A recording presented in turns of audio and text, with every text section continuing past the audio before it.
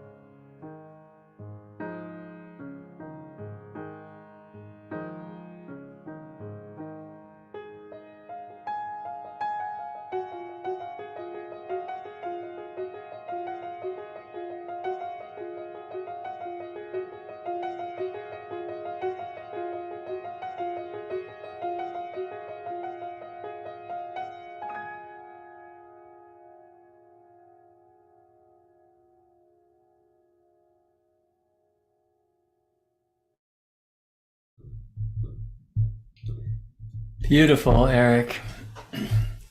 Done it again. Thank you. I think we're almost at 400 of these now.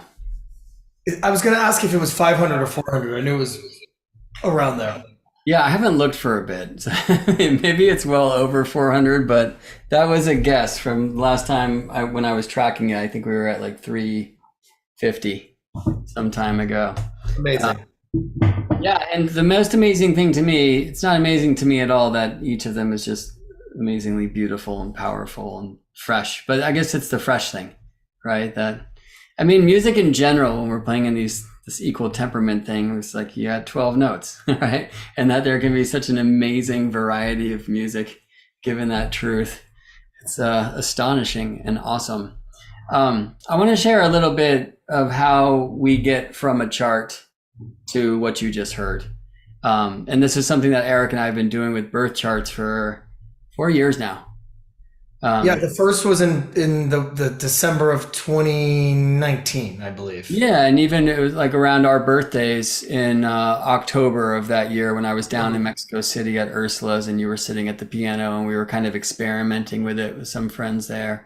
That was the first, yeah. Yeah, and then that Christmas, gosh, we did 100 and something of them. It was crazy. Well, I think wasn't that Christmas when we did fewer, and then the next year during the pandemic year was when it went bananas. We did about 160, 140. Right. Which was nuts because I was also trying to write a little inspired poem for each of those at the time too. That was a crazy moment, and I remember we did 73 in 1 week. That week when we first sold them, that was wild. Which is good because artists can use the work. Erik, in fact, for the second time, and it might be fun to seek this in your chart, I think in another live jam sometime, but yeah, for the second time, just had like a worldwide stadium tour canceled on him. Is it okay for me to be talking about this? Of course. Yeah. So the first time was Erik had just joined the Chicks, who were formerly the Dixie Chicks, right when all the lockdowns and stuff happened. And so like an entire scheduled like stadium tour. And Erik's now playing with the Black Crowes, which I'm so stoked about because they were one of my favorite bands when I was young and still today. And the Crowes and Aerosmith were doing this like double headliner massive stadium tour, including like here in San Francisco, which I was so excited to see. And the rug got pulled out, right? Yeah, it's funny because those are the two biggest tours of my career, which has been pretty long, and I've been on a lot of tours. Those are the two biggest. The Dixie Chicks one lasted one show, one song. It was the first thing of the entire tour was Ellen DeGeneres, where we played one song, which incidentally was maybe the last Ellen show too. Maybe she got the rug pulled out from under her, which was kind of a strange thing too. And then this Crows thing, supposed to be a year. We did 3 shows. We did 10 days. So where'd you play? We played with the Aerosmith at Crows. We played the opener was at Philadelphia at the Wells Fargo Center, which, and another interesting thing was the final show of my father-in-law and Bob Seger and the Silver Bullet Band, their final show ever, the last time he performed live before he passed. So there was my first show on this tour, Philadelphia. Then we played in Pittsburgh, and then we played in Queens at the new arena where the Islanders play. And that was it. Islands are a player in Queens, huh? Well, I mean, I just given Aerosmith, I have an assumption of what happened, but I don't think I'm going to ask you about that here because public space and whatnot, but I'm excited to gossip a little bit down the road. I'm so sorry to hear like that your year's plan, I'm sure, and income and whatnot have suddenly disappeared. It's the music business. It's tricky and it feels unfair sometimes, but usually it's great. And I'll take that. And I believe that the Aerosmith tour will occur at the end of next year. That's what we're looking at now. So hopefully it disappear forever. And then are you going to be playing with the Crows in the meantime, or are y'all chilling out? Yeah, well, actually, we recorded a new record last June in Nashville. It's the first Black Crowes record in 16 years, I think. And I feel that it's a good record. It's a real rock and roll record, which is something that the leaders of our band are set on pursuing as an avenue, since there's fewer and fewer rock and roll bands. Bands like Aerosmith, this is their final tour, and a lot of bands, the Stones are still kind of powering along, but there's not many out there playing straight rock and roll in large venues. So we have a new record, and I guess it's a twist, if that's positive. The record wouldn't have come out because of the Aerosmith tour for a while. Now we're going to put it out in March, April, and tour that record before any Aerosmith stuff happens again. So nice. I'm stoked to hear you on a recording with those characters. So is it the band that I saw up here recently on the record? Yeah, was that this year? That was, yeah, exactly. It's the same band. Yeah, exact same band. A guitarist had just joined, a guy from Argentina, I think, right? Nico Bereciartua. Nico. Cool. Great. And he's on the record as well. He's on the record. He's a great guy, and he's a great player. We're glad to have him. Nice. And you just went down there and played some in Argentina, yeah? I did, because given the free time in the fall when the tour got canceled, I thought, well, it's something I've been wanting to do, and I've always had a little bit of a magnet towards Argentina, a little connection there since I was a kid, really, and just thought, take advantage of the free time and the open schedule, even if it's not, even if I should be hunting for work and like maybe hunkering down or whatever. I kind of did the opposite and just kind of went to Argentina and tried living there for a few weeks and playing music, and had a nice, successful, positive experience. Nice. How long have you lived in Mexico City now? 5 years. Is it building up? Are you doing well in the local scene? Yeah, it's always been good here, which was part of the reason that led me here, but it's only broadening and expanding, and it's just a beautiful scene of wonderful people, and that's the best part, is that I find that the more musicians I meet, the more different stuff I do, the more good close friends I make here, and it's really rewarding. Nice. Well, I'm excited to have you not touring for a minute so we can do some more of these soul songs. And so, folks, this raffle that we're talking about, the winner number one will get a soul song, right? Which is I take a birth chart. Actually, if you choose to do it for a friend or a loved one instead of you, that's totally cool. We'll just send out in an email to you an invitation for whose chart you want to do and the like. Second prize will be a little astro session with myself, if you choose to unwrap that. And third, a digital download of one of Erik's records. I guess you'll choose, Erik, maybe the recent live one, or I can choose, or someone else could choose, whatever people like. Right on. And then we're gonna do 3 for like live participation with soul song stuff today. And so I'm seeing this in the chat right now. Were we supposed to send in our birth data? No, if you win, I'll ask you for your data. If you win like the soul song, that's something that I'll take some time with your chart. I'll send Erik notes the way that I do, and we'll probably get a song to you within the week, is my guess.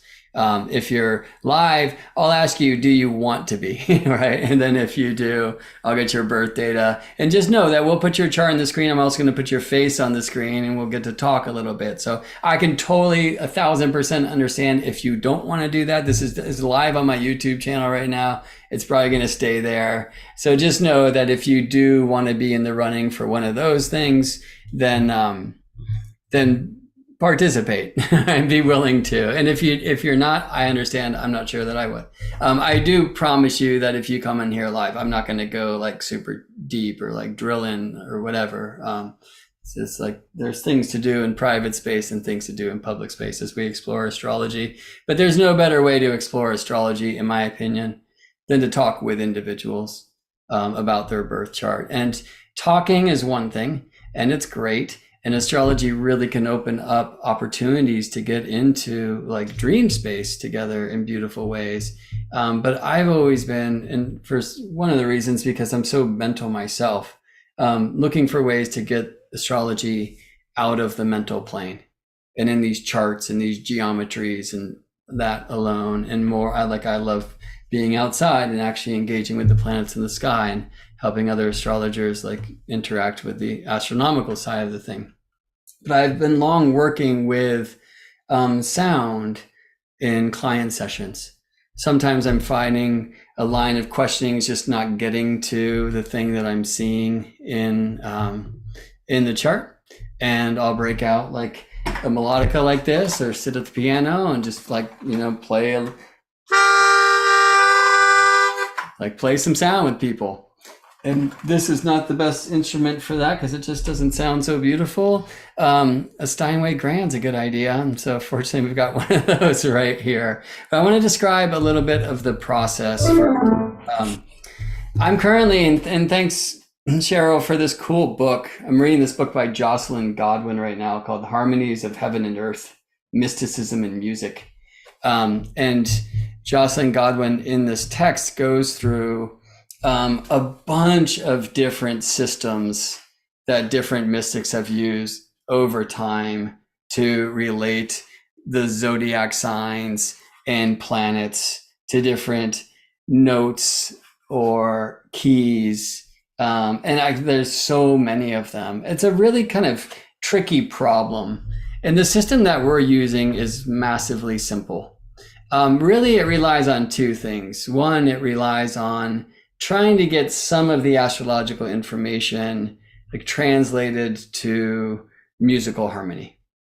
But the other thing is what I call symbolic scenes. And for those of you who are familiar with like the Sabian symbols or other different astrological symbols that have been utilized over time, it's kind of like that. I'll look at like, well, actually, let me just show you an example. And as I dig this up, I'll say that the first time Erik and I worked together in this regard, like Erik and I toured together in a band for a long time when we were just on the edge of adulthood and resisting it at full strength. And we did pretty well with that.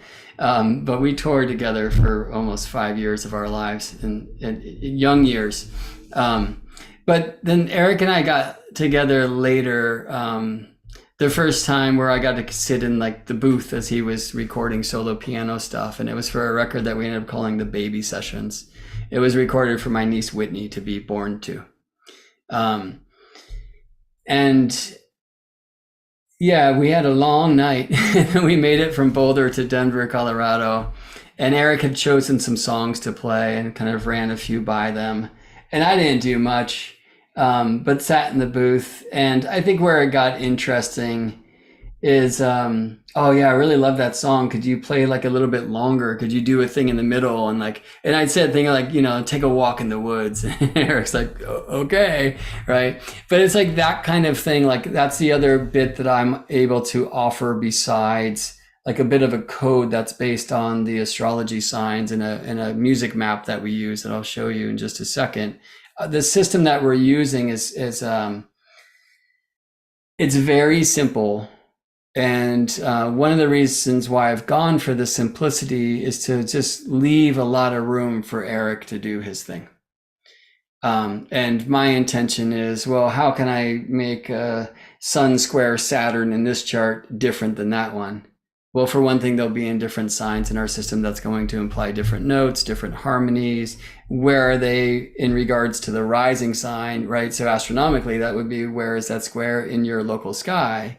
In the music, like it's going to kind of change the notes and be in a different place based on where we are in the chord progression. So let me just show you an example of this Capricorn solstice chart that we just used. Erik, can you see that on the screen? Yes, I can. Right on. So this is what Erik gets from me. And this is what we do for any natives chart. It will change a little bit. Usually the first line here is for the ascendant. But we just did one for somebody who we didn't have a birth time for, right? And so I do things a little bit differently. And I'll speak more about that in the end. But the main thing is this, we're using this chromatic map. Oops. And all chromatic means is like all of the notes. Erik, could you play chromatically from C to C or A to A or whatever? Sure. C to C, A to A, chromatic.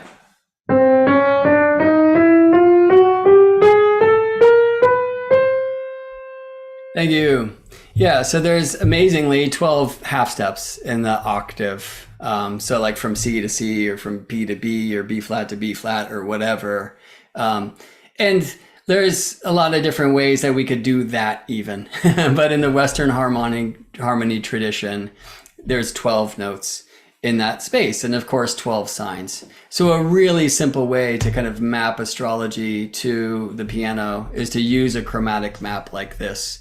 A way that's been long used by folks like from the Golden Dawn and later like OTO is they put the note C, or we could even say the key of C, with Aries.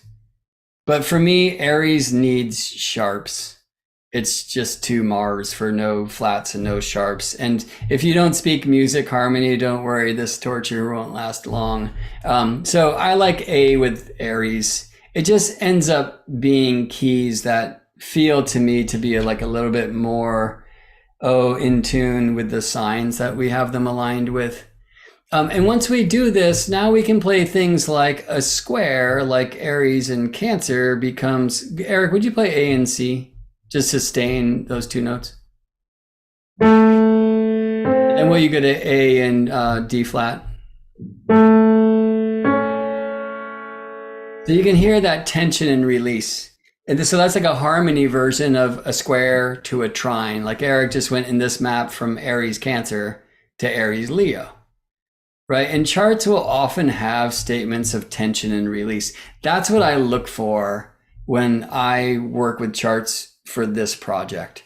And it's really cool. It's like helped me see astrology in a different way. And it's really helping me learn music. It has its limitations. Like, in fact, we start with limitations. Like, so the first thing Erik sees is this palette, right? And so the idea is like, he doesn't get every color.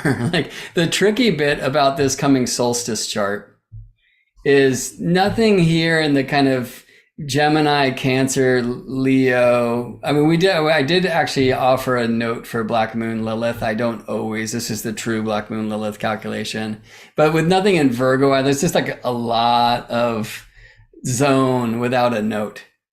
Another limitation of the system is like here we see 3 planets in Taurus, Moon, Jupiter, and Uranus. And Erik just gets 1 Taurus, which is this B flat. Sometimes it will come out in this bit of the notes, like you like have a like B flat party, right? It's like play B flat in every way you can. Or sometimes I've even had Erik prepare the piano where he sets up the strings and maybe paper in the strings so we can get like different sounds. That was something Erik and I did a song for each of the 13 new moons of 2022. Which you can find, by the way, at GeminiBrett.com. I'll actually link you to Erik's Bandcamp page. And there was a bunch of charts like that in the beginning of the year where it's like everything was on half of the chart. And in this particular system, it makes it kind of tricky. So anyway, he gets something like this. Typically, like if we do this for your chart, whoever gets #1 prize in the raffle, you're going to get something like this for your chart. And I'll usually move from the moon and then through the sun sign, and then resolve to the rising sign.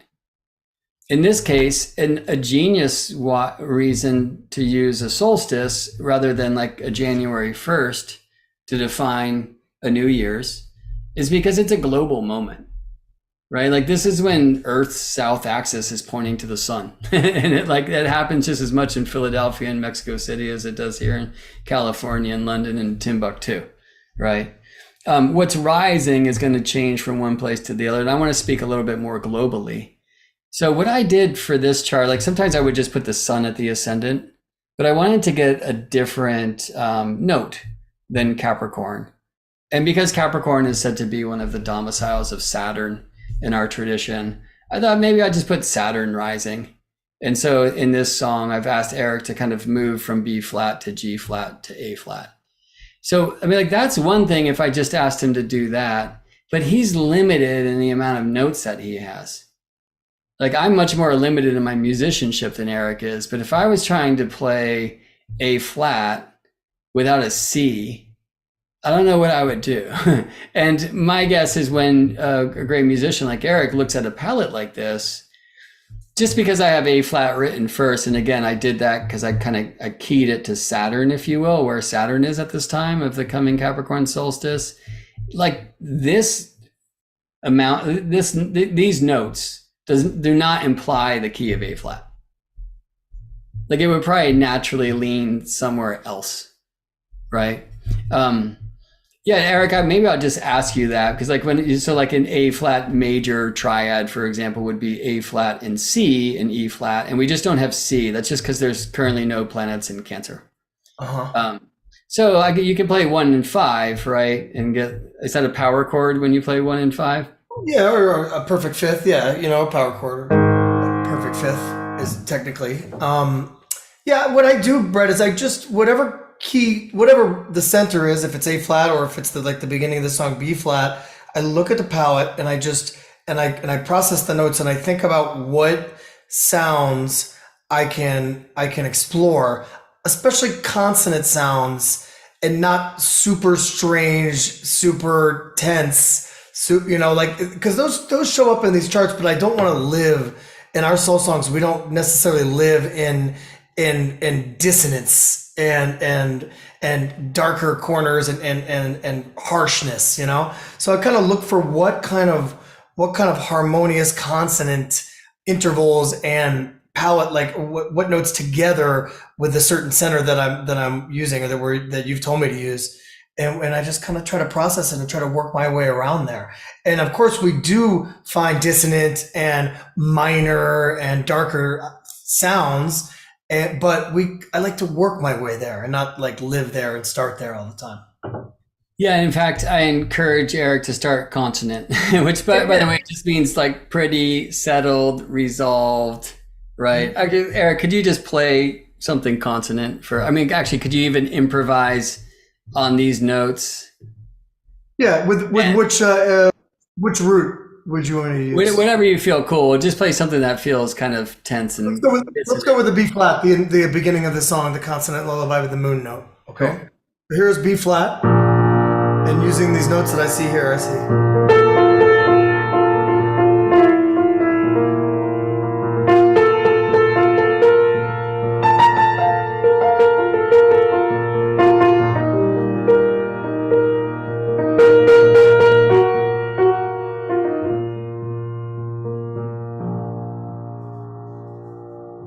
Hey, the piano's distorting just a little bit. Could you turn the Yeti down just a tad?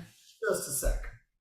Yeah, and so what most folks find when they unwrap these soul songs is it starts super pretty and you kind of gentle. We've all been to well, maybe not all of us, but I bet you we've all been to like a crystal bowl sound bath, right? And then you just kind of lay down in Savasana and chill. But then, everything's like consonant and really settled and beautiful. And then the practitioner hits that weird bowl, right? And you get that zzz, like kind of buzz. And then the work starts, you know what I mean? And it tends to be that way with this work as well. We'll go usually in the middle place. What I do is I choose a few different aspects or aspect groups that are in the chart that seem to say a lot about what the natal chart is, or in this case, a chart for a solstice.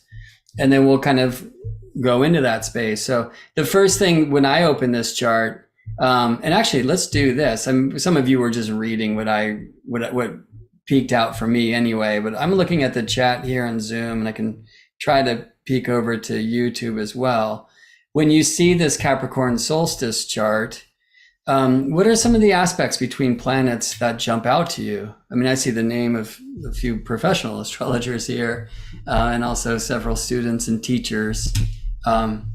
So yeah, I'd love to just know when you look at this Capricorn solstice chart, like what are some of the things that jump off the chart to your eyes? So Celine writes Venus opposite Uranus. Yeah, that was the first thing I saw as well. What else shows up for y'all? And this is, just good astrology, probably good musicianship as well, right? If you look at a piece of sheet music, right, like it has an intention and it has a place it wants to go.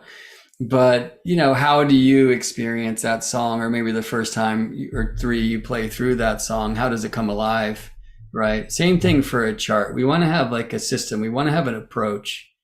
But it's really important, I feel, to leave that intuitive side of ourselves open. And for me, the chart should be a portal into that, right? And so I always encourage folks to just like Just be with the chart for a bit before you start worrying about what it is or what it does. Winter wrote the Mercury Sun sextile Saturn. Yeah, and by the way, this is Mercury retrograde, right, with the Sun. And so that's an intriguing thing. And then before this time, Mercury did perfect this sextile with Saturn, and now he's bringing that to the Sun. And even kind of real time, we see like this Moon Mercury trine, right? So Sarah writes 0 degree moons always catch my eye. Yeah, me too. If we were going to play with that in this particular chromatic system we're using, I would probably just kind of encourage Erik to play back and forth between the Aries and the Taurus, which in this map is A and B flat. Chiron and Black Moon, Lilith writes Hyundai. Yeah, always intriguing folks. Okay, cool. Well, let me show you what caught my eye. And so I too, just like Celine, was like, oh, that Venus Uranus thing is for real. And look at this. I wrote Venus opposite Taurus. That should say Uranus. Though Uranus is in Taurus right now. So Venus opposite Uranus. And then notice that while there's like maybe geometrically more strength between Venus and Uranus here, Venus is applying to trine Neptune. Of course, Neptune moves slowly, Venus moves quickly, right? So it won't be too many days after solstice when Venus perfects this trine. All right, so astrologers in the house, maybe you could just write a little something about, well, like 1 or 3 words around Venus opposite Uranus. Let me put this thing away, and I just want to check in with the chat. I want to go over to YouTube as well, because some of you are chatting over there. And if you're watching this at a time that we currently perceive to be the future, I'm still very intrigued to see what you might be seeing. So please do leave a message. Susan brings a tip. Erik, do you have the original sound on the Zoom? So if you look in the upper left corner, there's this thing that says original sound for musicians. In the preferences? It's not even the preferences. It's just like in your upper left side of your window of your video, probably. I don't see that, but let me look at preferences. I know where that is. Let me take a look. Yeah, and thanks for that reminder, Susan. I meant to say that. So Marty, that's cool. Unexpected love, Venus, Uranus. And now I set it up. That was, yeah, I know about that, and I guess it wasn't on. That's great. Thank you.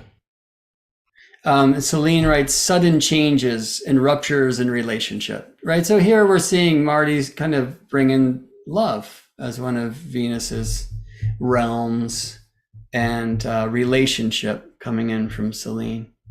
Astro Root says beautifully orderly revolution, and maybe they're orderly, which I typically personally hear as a Saturn word, but maybe they're like in the Venusian energy of harmony and the like, right? And beautifully, right, Venus, but revolution, a Uranus thing. Well, with Venus, probably especially in Scorpio, according to the old code where she's said to be in exile, and opposite Uranus here, who can be a planet of trauma. That's the first place I go. The Uranus is kind of this lightning bolt of change, and oftentimes it can be accidents as simple as stubbing your toe to a big car wreck or something, right? But there's something sudden, something kind of that's going to break you out of a pattern you were in. As shocking would be a good Uranus word. Doesn't have to be bad. Like for me, the intention always is to bring us to a better place. But there's something very shocking here. Yeah. And with Venus, there's like, a radical shock to the way that it's been. Winter writes the moment of self-acceptance, which I also love. But see, when I'm looking to this opposition, it's like that's where the tension is. Erik, could you play just like E and B flat back and forth, just the notes, just really play that tritone? Yeah, tell me if the sound's a little better now. Cool. E and B flat.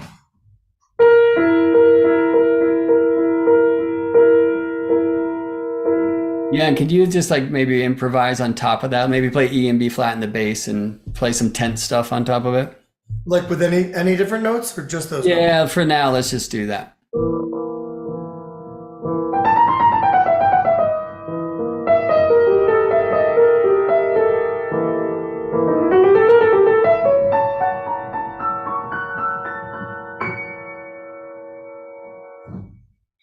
And then will you move from like E and B flat down there to E and A flat?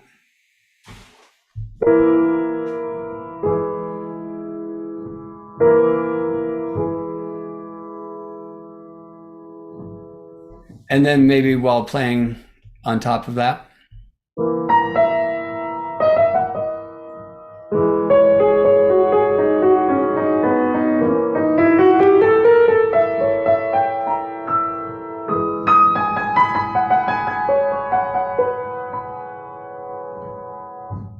Beautiful, thank you. I'm going to read a couple that came in. So Sheba writes, initiations, grandfather with granddaughter sitting around the fire. The things you learn are not sometimes what you expect, but are beautiful. Kayleen, radical shift in what we value. Winter, the moment of self-acceptance. Awesome. Yeah, although I would say that a lot of these things, it's like the lightning bolt that then, right, you come to the understanding, you come to the healing, you come to the acceptance. And that's kind of what I'm looking for in these charts. It's like, oh, here's this tense thing. Erik, could you just sustain the E and B flat and then go to E and A flat?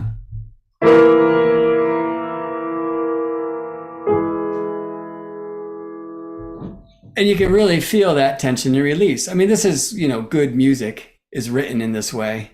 So you go to a tense place, that's going to resolve. And with that in mind, I would just interject good art, period. A good film, a good book, right? It's a good life. A good life. There you go. Good incarnation, especially from a soul who's like ready to do it. Erik, unless you're doing other stuff, you probably don't have to worry about muting so much. It sounds pretty quiet there. Unless Dulce is going for it. Dulce. Cool. Yeah. So, I mean, that's for me, like where the music model can really help, right? We all have kind of tense parts of our chart and looking for places that they will resolve. Like when I think about Venus opposite Uranus, like I see good promise there, but it tends to come through some disruption, right? But then Venus trine Neptune. And especially when you look at the motion of the planets, like in this chart, Venus has already opposed Neptune and is opposed Uranus and is on the way to trine Neptune. And generally speaking, we think of, you can see it here, like red line, it's like challenging and blue line resolved. Now that's kind of junior varsity, super simplified and too simplified astrology, but that's okay, especially if we want to just get the background for a song. So I looked there first. I looked here just like many of you did first. It's like, oh, that's a strong Venus-Uranus thing in this solstice chart. And then I was like, all right, well, what else is going on for her? She's got this like sextile with Pluto. Oh, what about that? It's like Venus trine Neptune. That feels like a really beautiful agreement in these water signs of Scorpio and Pisces, which in this particular map that we're using are E and A flat. So that's what you see here. E and a B flat tritone tension. That's that tension I keep asking Erik to play, and then releasing to E and A flat, which is called the major third in music, right? So the stuff in bold is for Erik, right? The stuff in this is for whoever receives this chart if they speak astrology, right? And both are David Dunaway's here as like a world-class bass player. Like some of you speak both of these things and both better than I do, right? But there you go. And so I'm trying to feel into and kind of keeping solstice in mind here. Like what is this thing? And where is the tension and how does it resolve? And so I just write kind of like a little silly thing. Now, that being said, I've heard from so many people that we send these soul songs to, like, oh my God, that exact thing happened to me. I've also heard like, hey, what is that thing you wrote about, like a UFO in the woods? Like, are you saying that happened to my grandmother? Because somebody bought the chart for their grandmother. It's like, so when people receive these songs from us, they also record the, hey, listen to the song a bunch before you even read these weird notes that I wrote. You might never want to read them. Like, it's the song that matters. We want to convey these things musically and let your body, mind experience and hear it, right? So Erik gets this, hey, do this, but also do it with this kind of the Grinch tried to steal Christmas, but was overcome by love for all the children of the world instead. Now he's teaching free music and cooking lessons online. Well, and I wanted to say that, you said a moment ago, this is for Erik and bold, but I use these descriptions every time. And I think they're brilliant, Brett, that you come up with these. I mean, if we've done 400 songs, that's about 1,200 of these things, and you never fail to blow my mind with the creativity and the the right onness of these. I love them. Yeah, that's the bit that takes me time, right? I, Sometimes I'm putting in like a full hour and he's just sitting with it and trying to find the harmonies that maybe best speak to a place where typically in this middle of the song, we're going to go through some kind of tension and release things. And it's cool. Sometimes Eric, it's just like, maybe especially with Uranus, right? He wouldn't read it that way, but like maybe those ones happen quickly. Sometimes he'll be in these for like a few minutes, and like really in that place. And it's like these just all come alive uniquely. So let's do some live examples. I'm just going to finish with these. Like as much as Venus is trining Neptune, I also notice in this chart that Mars is square Neptune, right? And by the way, I didn't go into this in this chart. And I would be more inclined to than otherwise, because traditionally speaking, Scorpio is Mars's land, right? And so Venus is living in the world of Mars, if we use this idea of traditional dispositorship. And she can't see Mars if we use the idea of traditional aspect theory. Neighboring signs are said to be blind to one another. Erik, can you hold down E and F next to each other? It's tense. It's like the most dissonant thing on the piano really is neighboring notes. And, my students always hear this from me. Signs opposite one another are not the most opposite energetically. Like there are two sides of one thing. It's the signs right next to each other. Now, the opposition in our work, it does create a tritone, which is a very tense interval in and of itself, which, for me kind of best describes that aspect. So this, like if I was really working with Venus and Mars, this is a place where I might ask Erik to play back and forth from Scorpio to Sagittarius, which in this particular map is playing from E to F. I'm showing these keys here, but he couldn't necessarily do that because he's also confined to this palette of notes. But actually, maybe Erik, looking at this palette, could you play E, like just going like E and F bass changes and play over the top of it? Of course.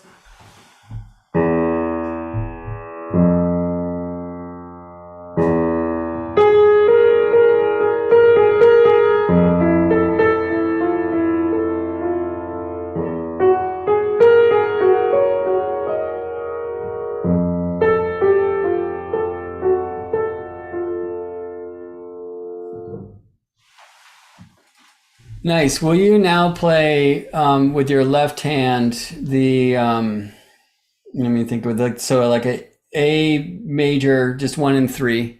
Sorry, E and A flat, and then F and A flat. In the right hand? In the left, just kind of going back and forth between those two.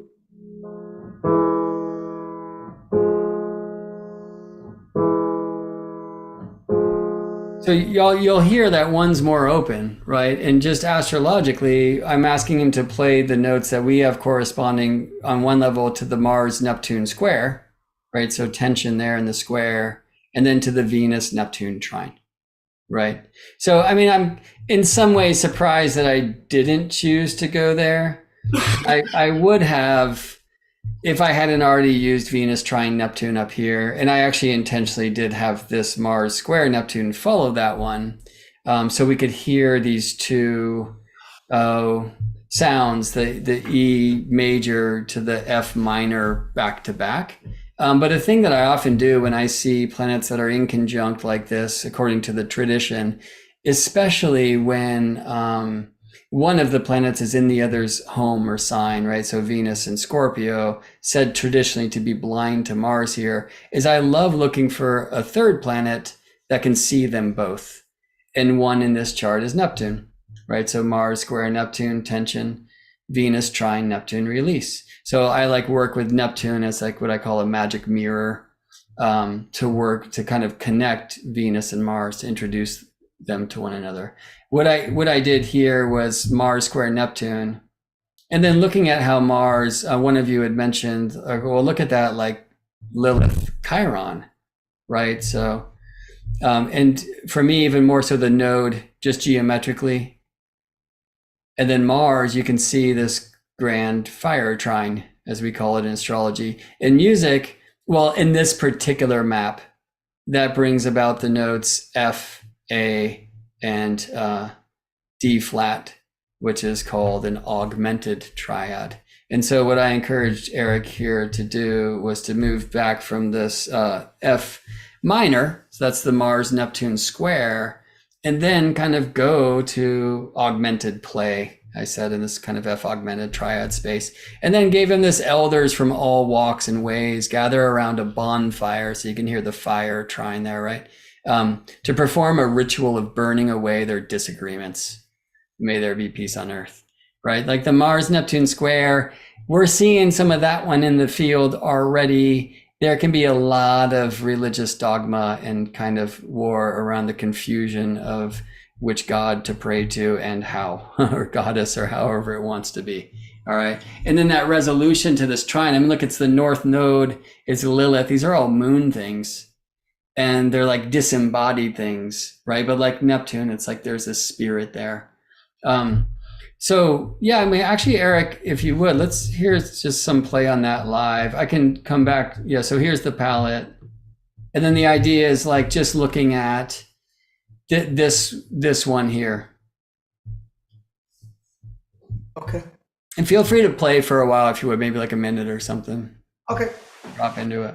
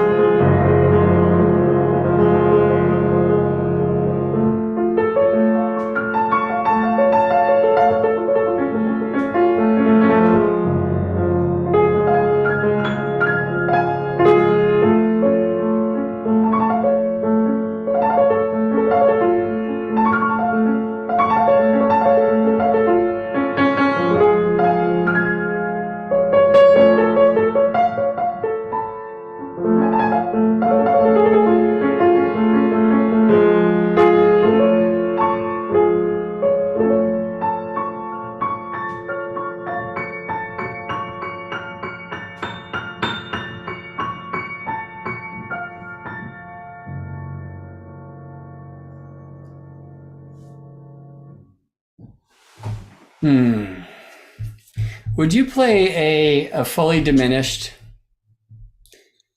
And yeah, seventh chord on the F, or what do you think? Anywhere. Okay, so I just want to have people to hear. So in there, the F. No, excuse me.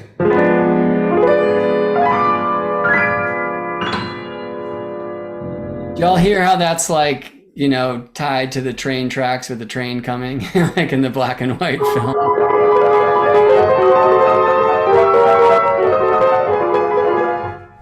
Yeah, and so in our map, that's the Grand Cross. So for those of you who speak astrology, that makes sense. The Grand Trine is kind of a different thing. So would you just play augmented, Erik? It's a triad.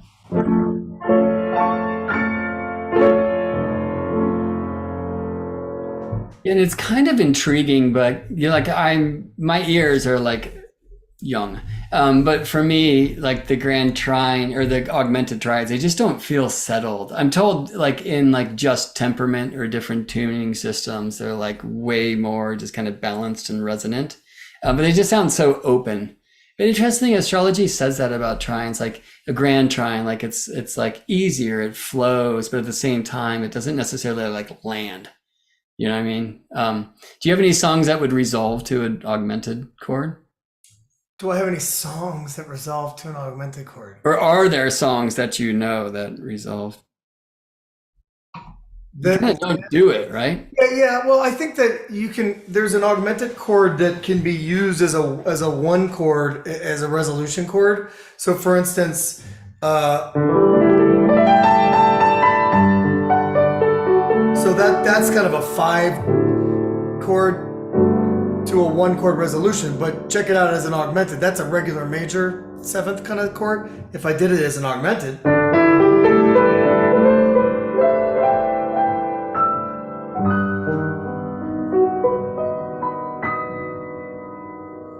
So that's not that's just a type of resolution that leaves you with a little bit more mystery than a classic major chord, maybe. Yeah, which is probably a good statement about a grand trime. You know, I mean, amazingly, a major chord is built of in this map, I'm going to speak astrology to folks. It was built of a trine and a square. And a minor, like triad, we call it, is built of a square and a trine. One of my favorite musical moments actually was when Erik was playing and touring with a really great musician called Charlie Hunter. Hopefully you've heard of Charlie. And they were playing a gig in Seattle where I lived at the time. We were kind of hanging out at the Jazz Alley apartments afterwards where they have a grand piano, right? Because they have some great musicians coming through to play. And Charlie was sitting at the piano. He's like, "Hey, Deutsch, come here."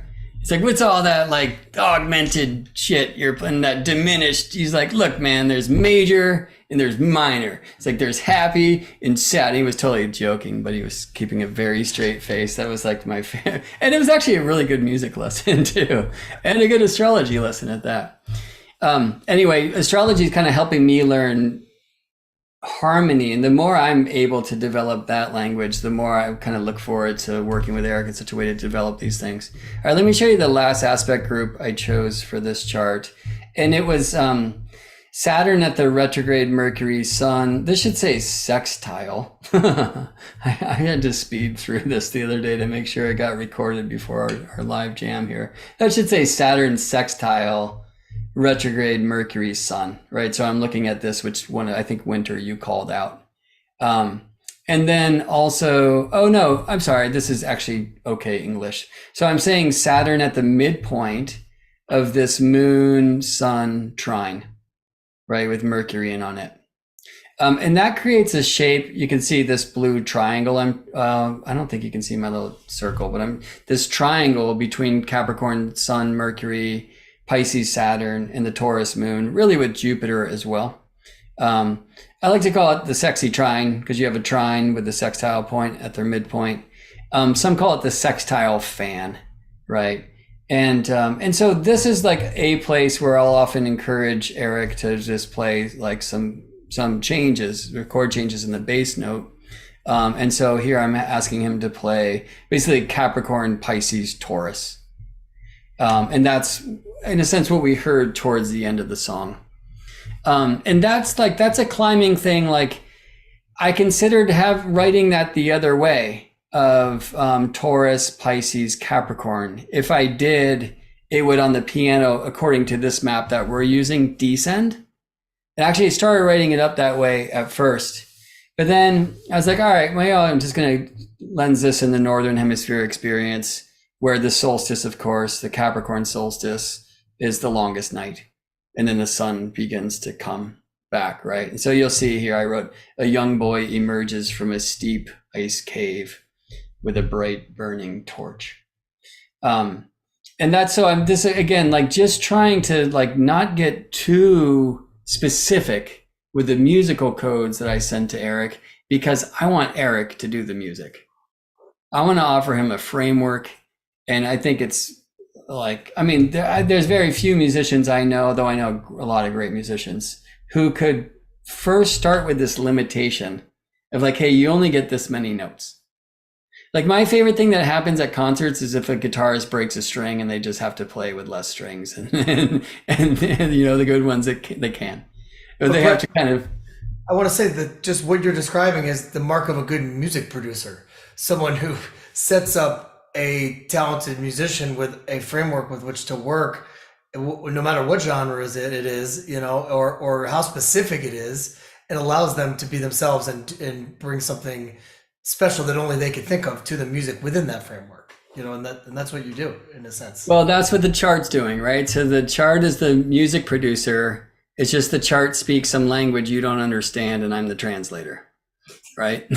So I'm like that guy in the booth who's trying to translate whatever that language is to English. And then you do your thing. Yeah. So I wonder if at points, like I'm at home playing with some different things. Like I'm very interested in harmonic astrology right now, like where we look at it as oppositions in relationship to two. It doesn't really translate with aspects as much sonically But I'm really excited. Again, I'm reading this Jocelyn Godwin Harmonies of Heaven and Earth book right now. I can't get over the opening chapter, where she's just talking about like the magic of music. And like I'm currently reading about whale songs, and I'm reading the same paragraph again and again and again because it seems like the best scientific evidence for astrology I've ever heard, which is that whales change their song every year, and whales separated by oceans will be singing the same thing. And how does that work? And but anyway, I'm excited to get to these different frameworks and see what they do. All right, so raffle time, friends. I appreciate all of you who have supported this thing. It is tricky to have chosen music and astrology as our professions sometimes, though we get to do what we absolutely love. And that's a greater abundance than anything else, but it's very helpful to have your support. So thanks so much for that. And the winner of the first soul song, actually, I need to check in with the raffle, because I think some people actually have sent in raffle jams before. So Erik, would you play maybe one of your songs for us, or anything you're inspired to play? Yeah, I'll play one of my new ones. How about that? I got a batch of new songs to record next year sometime. So. Yeah, right on. Here's Debut. one. This one's called Snake Alley. Snake Alley.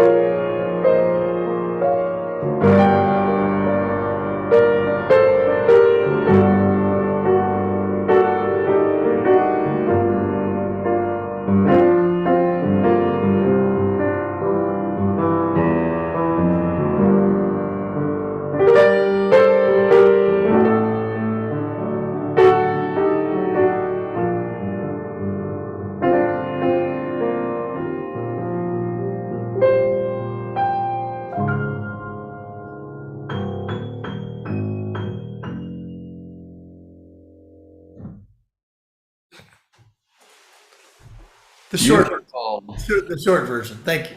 Snake Alley. What happened to you?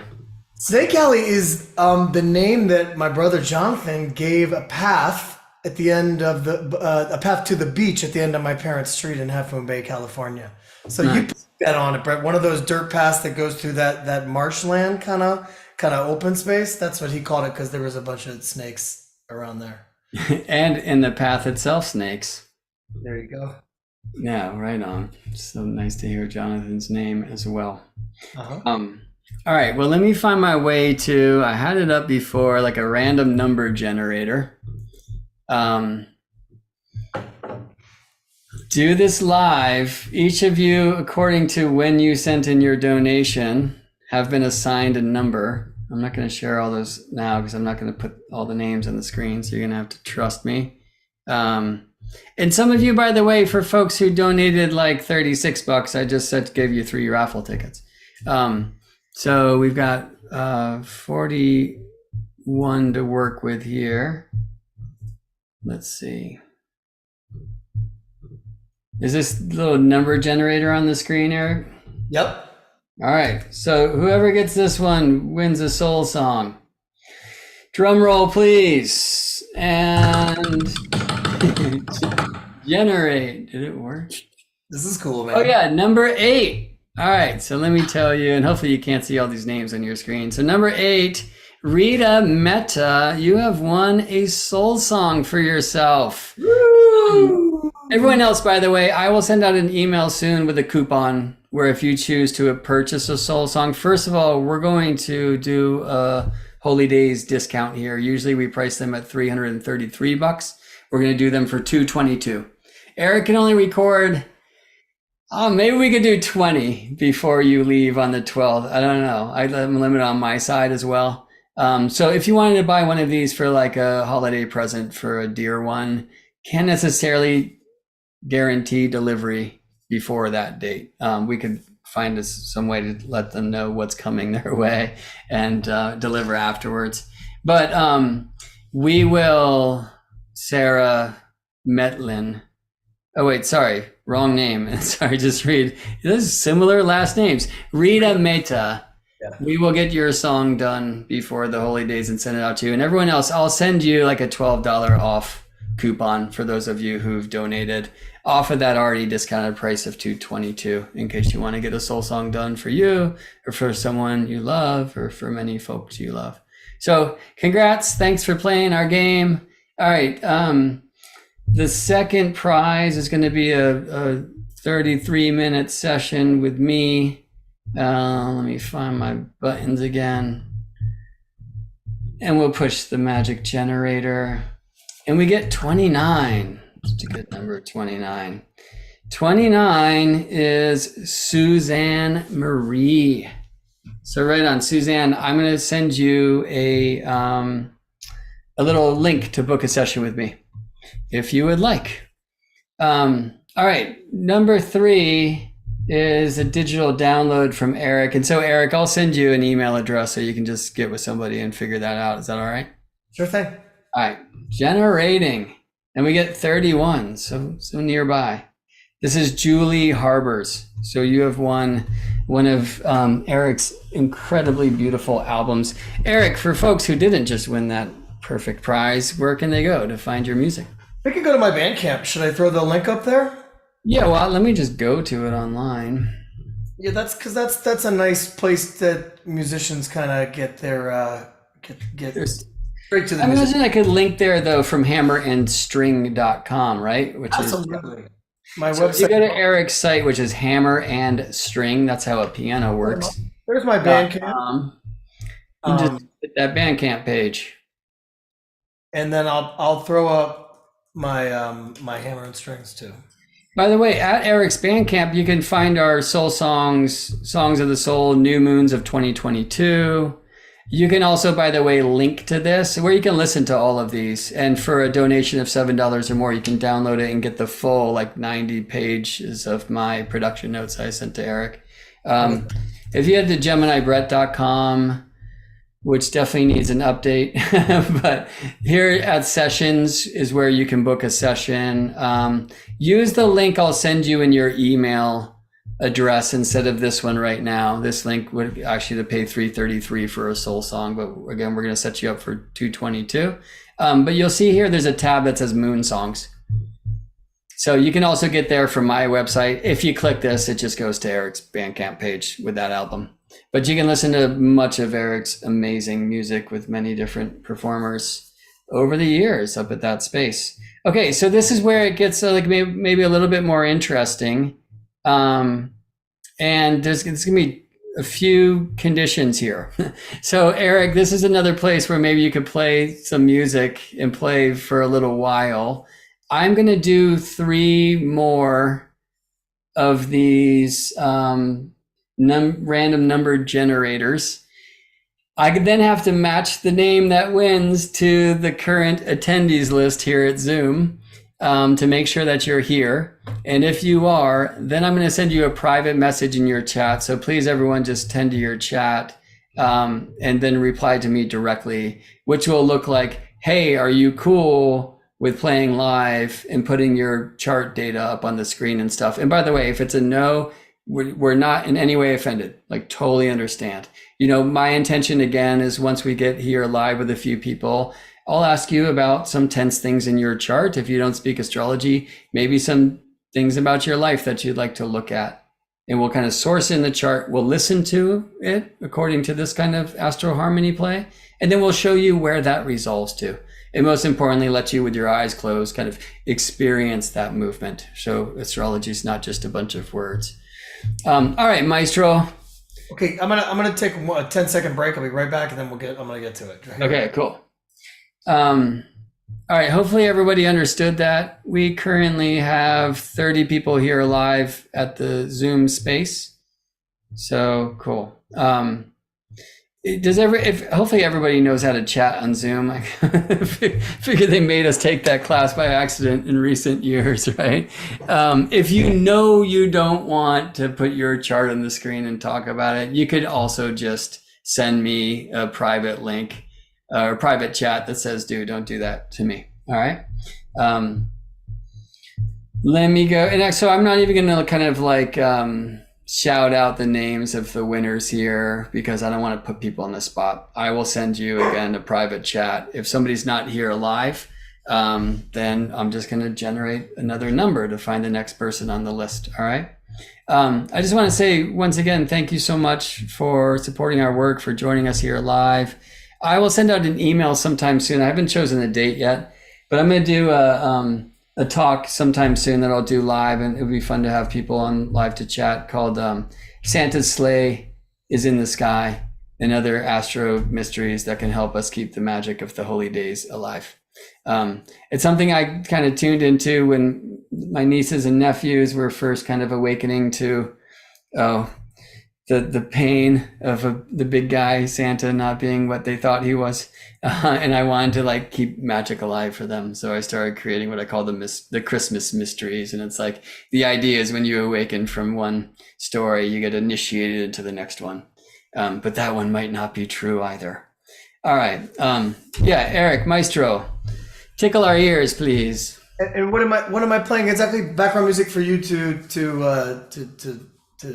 live to. Maybe something fast. I don't know, something like that you're feeling right now. Some of your music would be great. Whatever you feel like playing, man. Okay.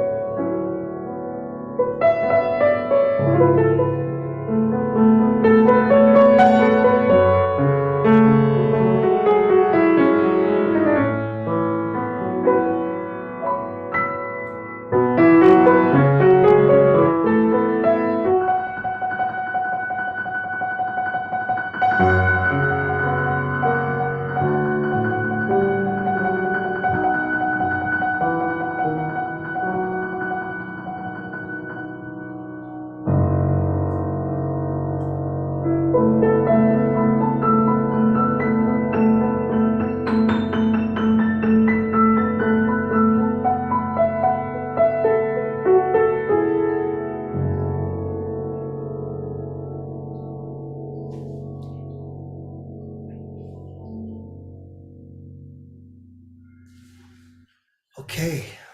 Yeah, man. What's that? That's my song La Nuit Blanche. Oh, yeah, yeah. Beautiful. Featured on a live album of the same name. No, that's my last studio album. Oh, really? Yeah, that's La Nuit is the studio album. That's my most recent album from last year, 2022, early 22, and the one before that was the Live at Lunatico record. Right, which is also magical. Sweet. All right. Well, we have 3 winners, and I had to go through 5, by the way, because 2 were not present. Everybody who was chosen decided that they would play live, so thank you so much for that. I'm promoting I'll promote you actually one at a time to panelist here. Winter, you were first, but I might have you go last if you're okay with that, because Aoife is in Ireland, and it's like a gazillion o'clock there. So Aoife, you should have just received like an invite from Zoom to become a panelist. So, yep, you got it. And then I got to push another nifty button or two once you're in here. And Aoife, if you would please share your camera. We appreciate your courage, your willingness to participate. Yeah, I can see you. Can you unmute? Let's see if we can hear you okay. Yeah, hi, thank you. Hi. Hello. Am I pronouncing your name right? You are. Okay. Yeah, that's a challenging thing to do, to speak Irish. How are you? I'm okay. Delighted to be here. Oh my goodness. I think someone else said it in the chat, just the talent. And thank you for honoring your talent. Well, yeah, beautiful. What time is it? It's 8 hours after where you were, so it's just nearly 12:30. Okay, cool. Well, nighttime is the right time. All right. Well, thanks again for playing. I'm going to put your chart on the screen. I'm currently playing with like a lot of harmonic astrology, and so a lot of these different lines speak to that. Like you have strong 11s in your chart, which is really cool to tune into. The map that Erik and I are using currently, we can't really do much with that. So I'm going to change this to kind of an older point of view, which is squares and trines and such. How well do you know your chart? Oops, I've just lost you. I know it. Okay. But same way you'll know it by looking. Yeah, you've obviously put in an 11 harmonic, so I don't recognize it easily. Anyway. Oh, this is your natal, right? Yeah, it is. Rising? It is totally. Okay, Yeah. Cool. Yeah, so I mean, a standard question would be, what do you feel is kind of a tricky part of your chart? But let me just also ask, like, what part of your chart would you like to explore together in this way? So I would say a lot of it is tricky. For sure, from what you were saying tonight, like this Venus not being in communication with Mars and the other way around. So the Mars in my life and this Sun and Mars. So that whole area of the chart, but I'm also going to trust you and what's coming up for you.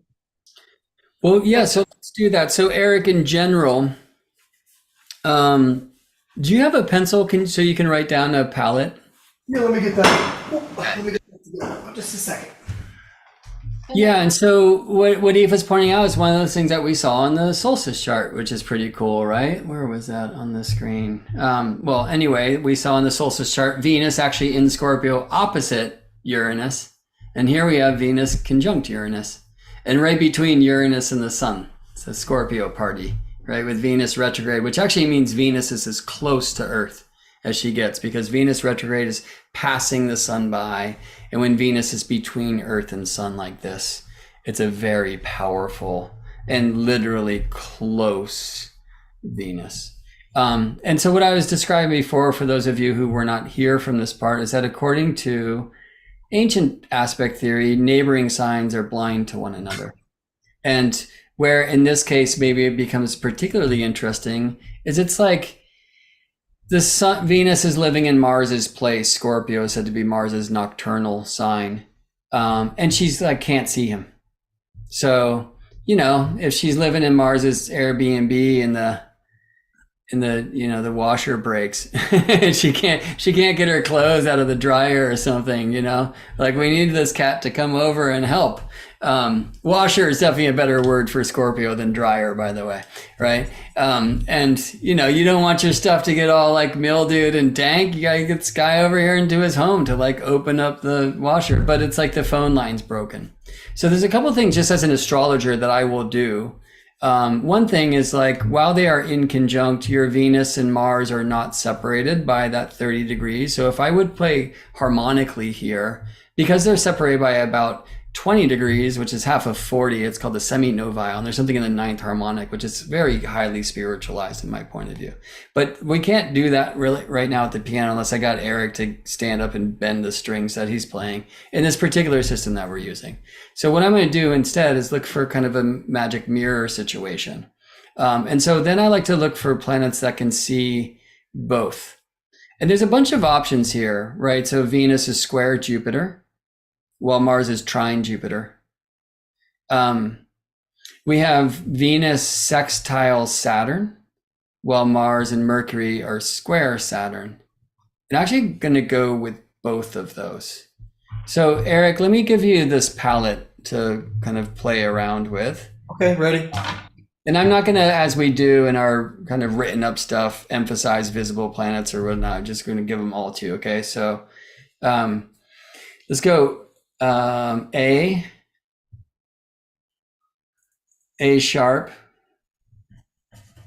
C sharp, D sharp, E, F, G sharp. Okay. And that's me, friends, just kind of going Aries, Taurus, Cancer, Leo, Virgo, Libra, Scorpio, Sagittarius, Capricorn, Pisces, Aries, Pisces in the super simple map. Erik, you got F sharp if you need it. Okay, we'll like honor this Capricorn midheaven. Oh, okay. Especially, to show you, I don't know if we ever talked about this, but I always write the ones that I can't use below. Oh, cool. Yeah. Because that's kind of important. As much as the ones I can use, I like to have the ones to avoid there as well. Okay, cool. Is there a key set? How good are you at not using those notes? I mean, I would be terrible at it if I was trying to do. I love the challenge. I love it. Yeah. I have a great time with it. Yeah, I mean, we should get you a special piano that shocks you a little bit if you play the notes you're not allowed to play. That would like really help just kind of install this thing. All right, so Aoife, I can give you some of my opinions about this idea of Venus and in Mars's place and like kind of blind to him. But if you're willing to, maybe you could share with us like how some ways in your life where you feel like that's translated itself. And you're muted right now. Yeah, wow. Like I could have chosen any of those planets, all of them, like not seeing Mars and the squares, but my translation might be different to yours, but yours is the one that matters. Well, I'm like for sure. I think I've met you in the past, so mention this whole life force and Mars and the ability to get up and go, or Mars even in Sagittarius and like the ability to get out and travel and conjunct the Mercury, so even voice and all of that. So health and life force and living life. just how to resolve that. Re- Remind me, are you an artist? Partially, but it was, yeah. Yeah, I mean, that's another way where when I'm looking at Mars in Sagittarius, because right, we do, especially up here in like kind of this zone of the zodiac in the ninth whole sign of the chart, want to travel and journey, right? And maybe in a sense he can't because he can't even see, but there's something going on over here, right? But one of the Venusian things is art. So we also have Jupiter in the fifth of art, passion, romance, creativity. So that Mars, Mercury, like trying to Jupiter, and Neptune involved as well. It's like, well, so close your eyes and travel without moving. But yeah, another interesting thing here. And so, Erik, like the two kind of harmonies I'll invite you to explore, and we'll just have you do this for a while, by the way. One is like the tension of a D, F minor triad,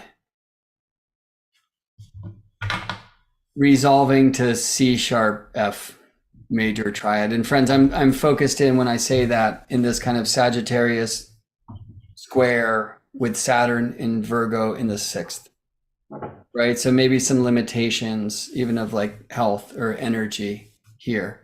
And then Venus wants to like assist, because she's kind of going through the sun to go back and speak to Saturn, and we say like in a good way.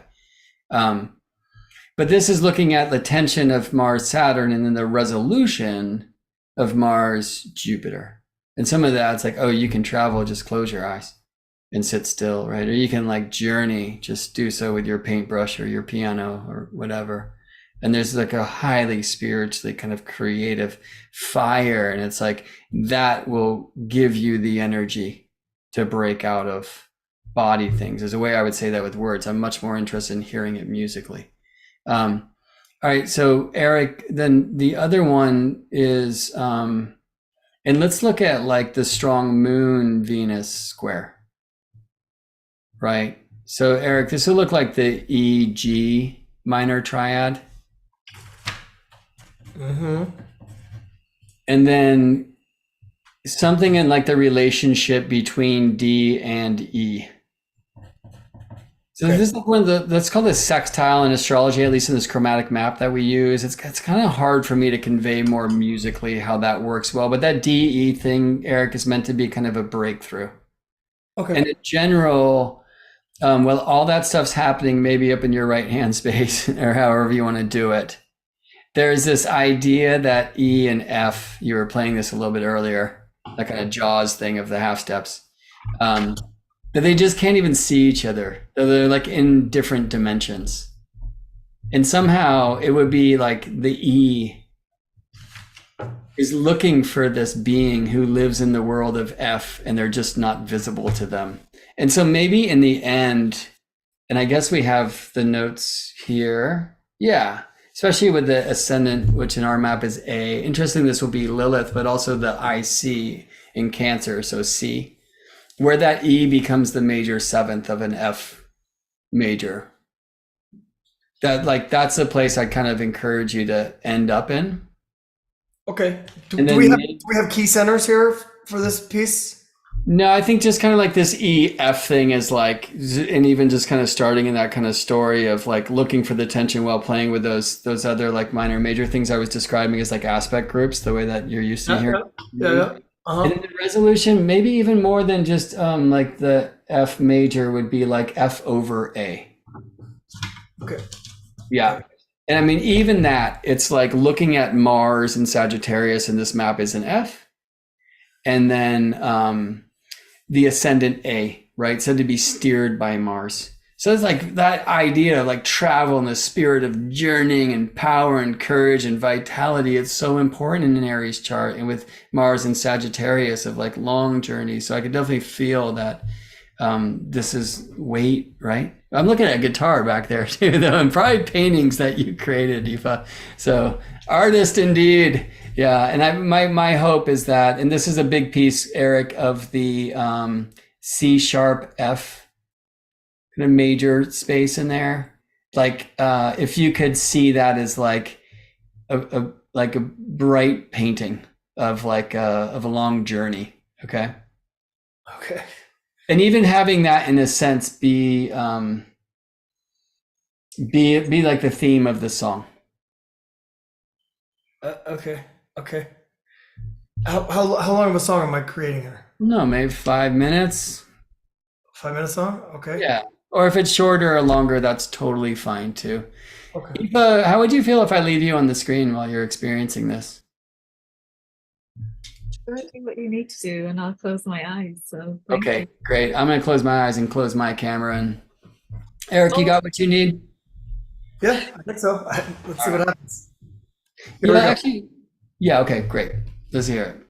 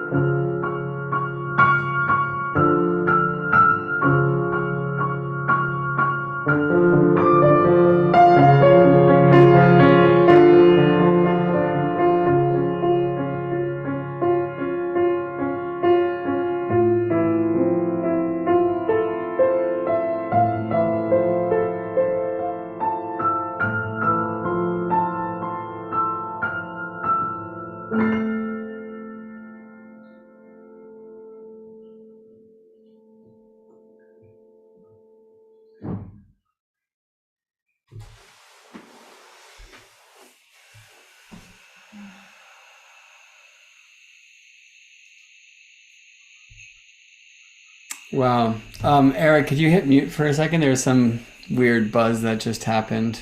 Wait, what is that? And now maybe unhit it. Yeah. It was just something that happened. There was a chord that you play that was like big and it was distorted and it was like appropriately. So it was awesome. But otherwise, I think it sounds good considering you're just playing through a live mic. Aoife, do you want to respond to that at all? Please don't feel pressure to do so. It's most importantly like what you received. So I'm still receiving. I can feel a lot of emotion and wanting to move several different emotions at the same time.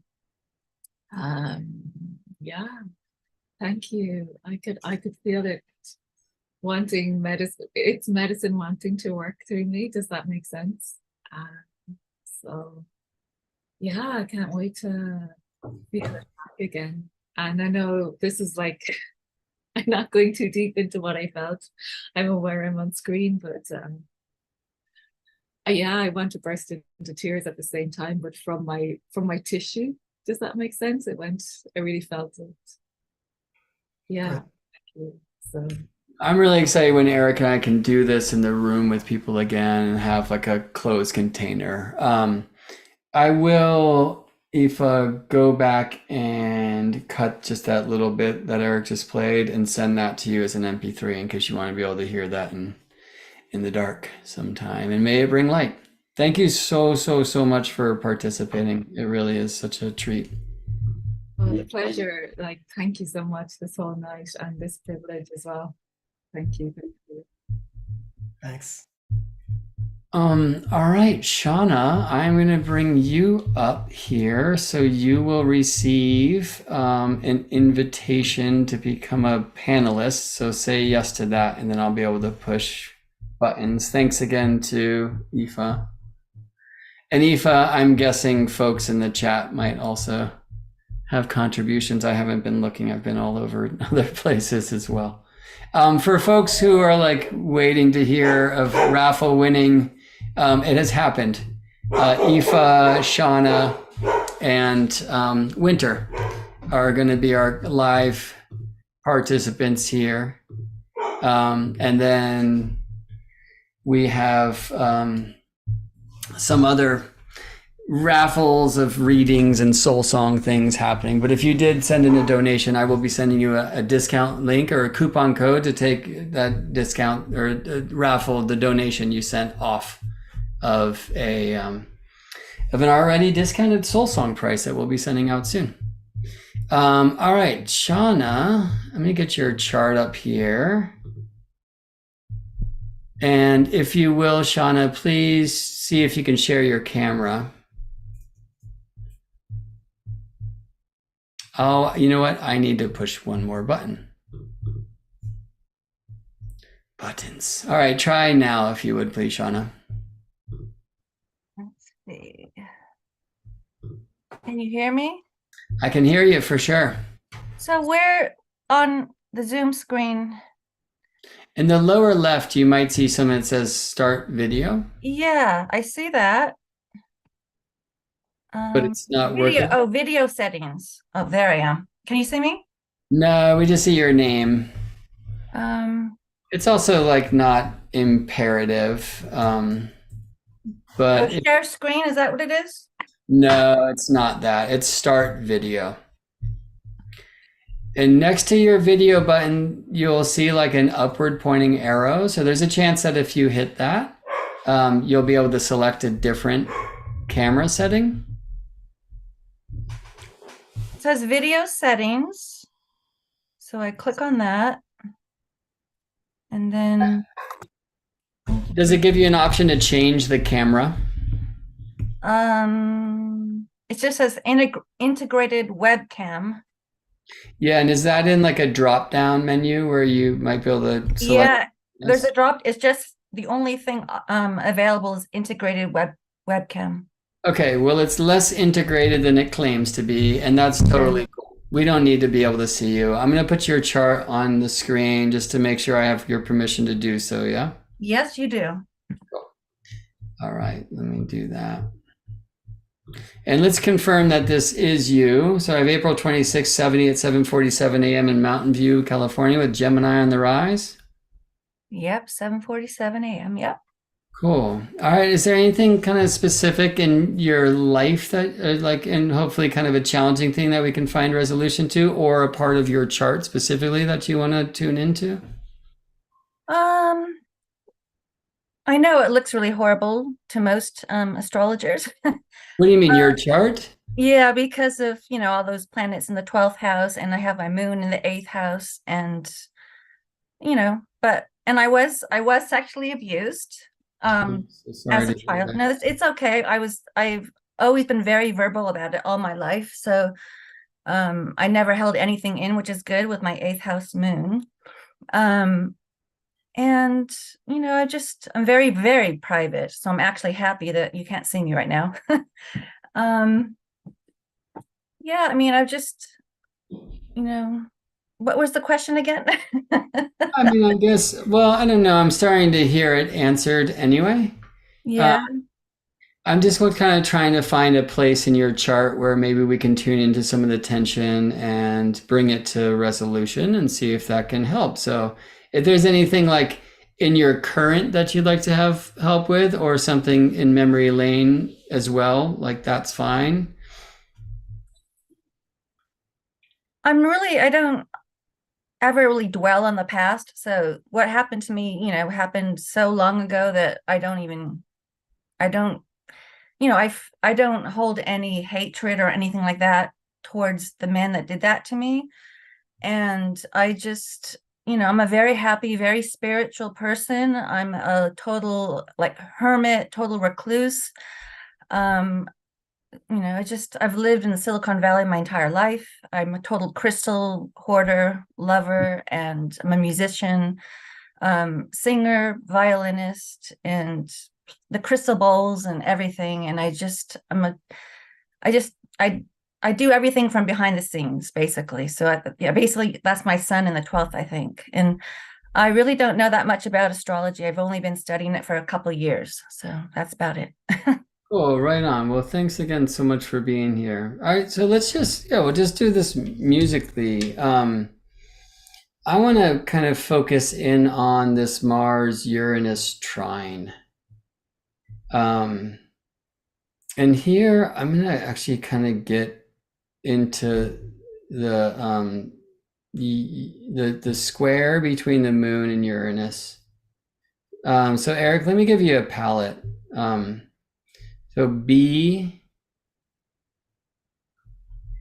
and we'll kind of be in that key center. C sharp, D, D sharp, Okay. E, F, F sharp, G sharp, A, and A sharp.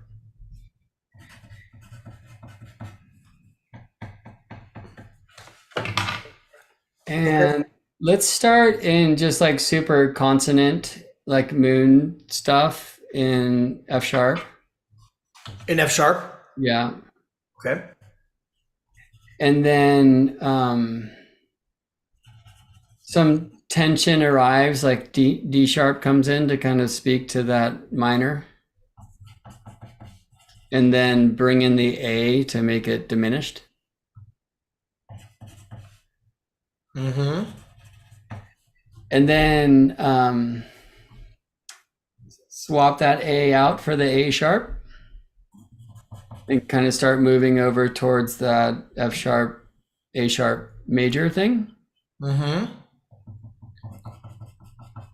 Maybe fully commit by bringing in the C sharp, by bringing in that fifth. Mm-hmm. And then kind of showing us how the tension that used to come from that D sharp is now a sixth. Do you see what I'm saying? Yep.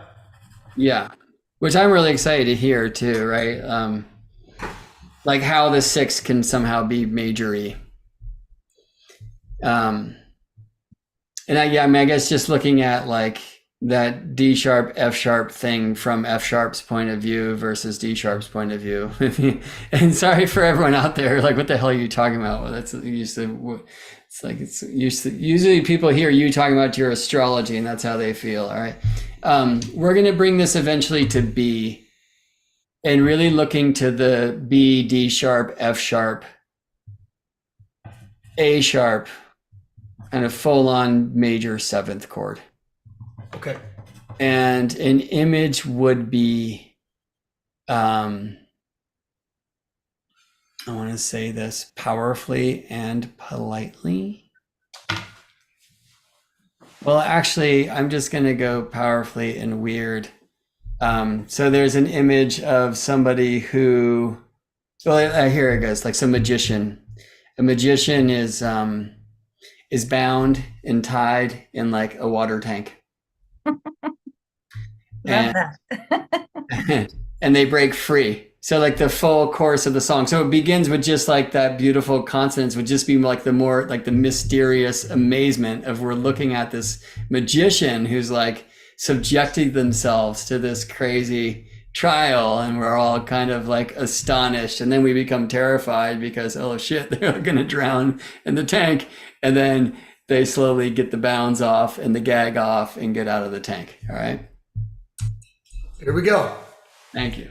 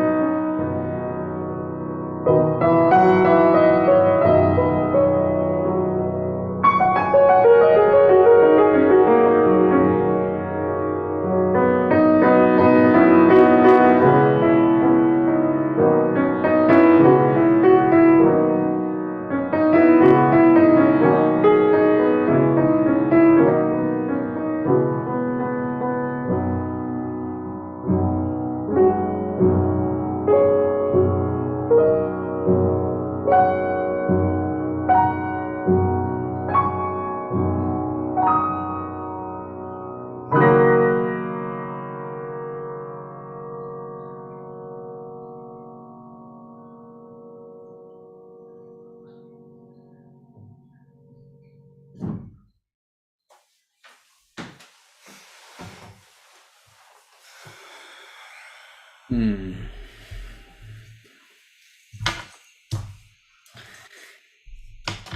Out of the tank. Shauna, how was that for you?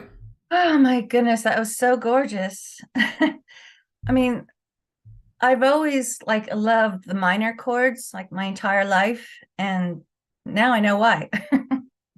It just felt like, and then also there was some brightness in there with, the major chords, like the top, and it was just, I'm just loved it.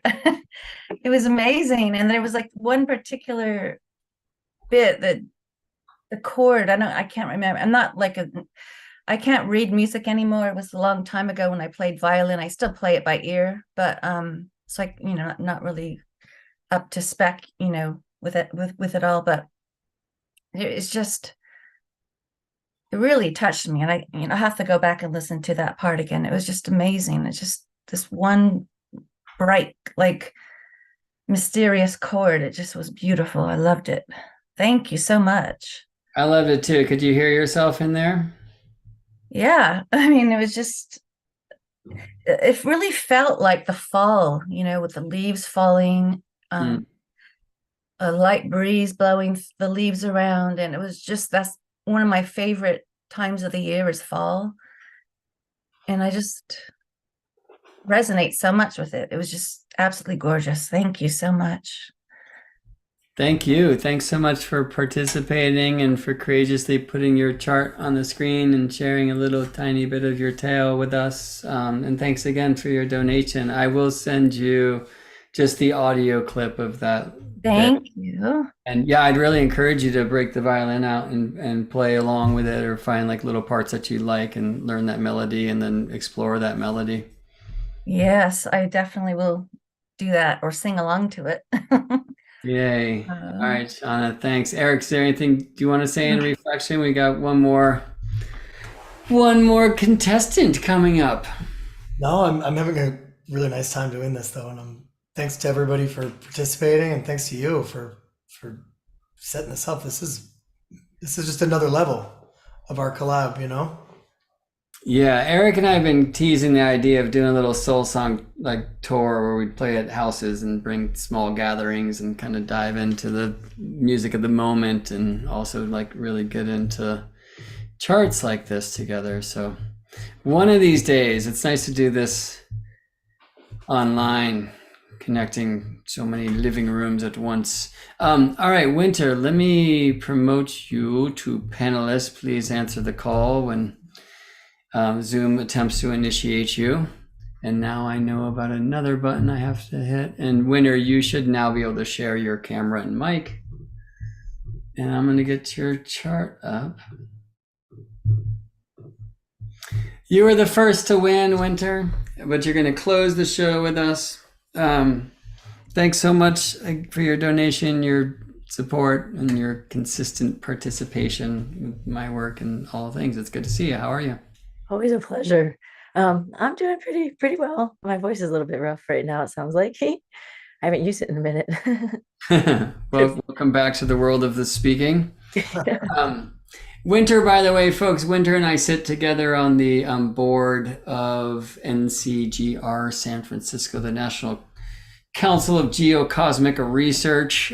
So come join us over there. We have a different guest teacher every month, and also a community discussion the first Friday of every month. The presentations are typically Saturday, or actually next one's next week, Saturday, December 9th, with the great Anthony Lewis, who's going to be talking about an ancient timing technique of primary directions, which I'm really excited about. Talk's free, so I'll put a link here in the chat, but basically it's NCGR San Francisco.org. Eric, do you have any events upcoming or anything that you want to share, or just actually consider that you can tell us at the end? You want me to say now or Either one. yeah, I mean, I just have some gigs to finish the year. I have Mexico gigs, and for anyone who might be in Mexico City in these moments, but I have a gig in Paris on December 14th with my Parisian buddies, and Victoria Reed will be singing as well. There you go. Amazing. Are you playing in Mexico when Hillary's there? My sister's going to Mexico City. I am actually. Yay, nice. All right, I'm sure she'll be at the show. Awesome. All right, Winter, it's okay to put your chart on the screen? Sure. And is there any particular part of chart or part of the art of life that you'd like to tune into together? Oh gosh, I mean, there's a bunch of stuff. I can't decide between that Saturn bucket handle, like, opposing everything, or the squares, one of the two, if not both squares between the Pluto Sun or the Uranus Mercury. So Sun Pluto, it would be hard to make it sound square in this system. Okay. It's like kind of old school traditional aspect style because we're limited to that in the way that this is expressed. So I missed the second one. What did you say about Mercury? Uranus Mercury. Yeah, so the Mercury Uranus thing will be a lot easier to do, and then getting like from Mercury to Saturn too. All right, so I have a general idea. Do you want to also mention maybe a challenge and a wish to be like to convert the challenge to a superpower that you feel resonant with your Mercury Uranus and Mercury Saturn, if that question makes sense? Yeah. Well, communication, especially in intimate relationship. Got it. Okay. Cool. Thank you. All right, Erik, let me give you a palette. And Winter, if it's okay with you, I'll leave you on screen. I'm going to take myself off. But for now, let me get Erik some stuff to work with. All right, key of, do you want to play an E flat or D sharp, Erik? E flat. Erik likes flats. All right, E flat, E, F, G flat, G, A, B flat, C if you need it, D flat, and D. It's kind of like collect them all here. It's like everything but Gemini, everything but B. There's a little thing that Winter had hoped to hear. Well, let me first just kind of give you a movement. Okay, so we'll start in E. And there's a lot of planets in Scorpio, which is this E note. And so like having some kind of E party over there, but Okay.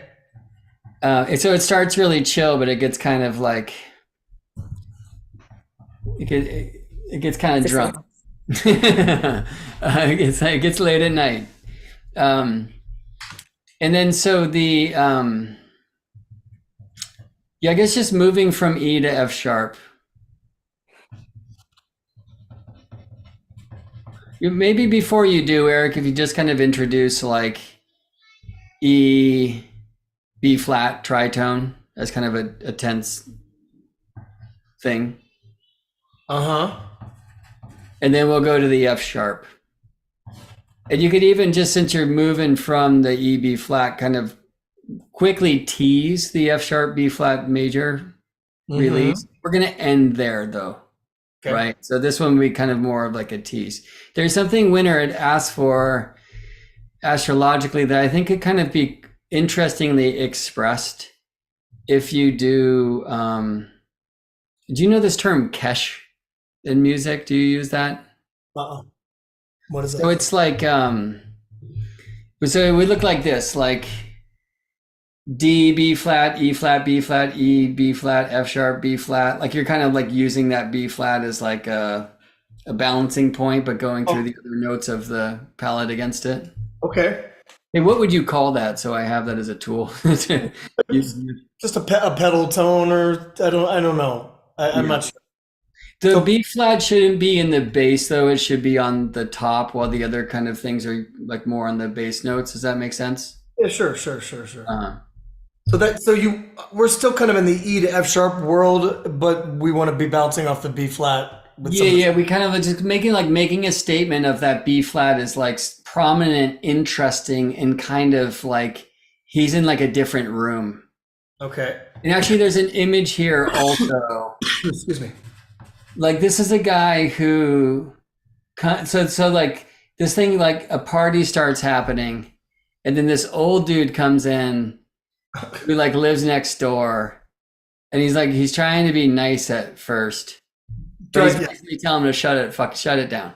yeah. He's like, fucking, like people gotta sleep. It's like, yo, it's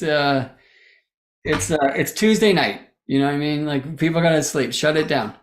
And so like there's like these different candidates at the party that go to try to have a conversation with the guy, right? But in the end, and there's part of us who are like bummed that the party's ending, but then you're like the host of this party, and you're like, maybe you even like ask the neighbor to come over at this time so things could chill out again, right? And that's kind of in that F sharp B flat resolution thing. Okay.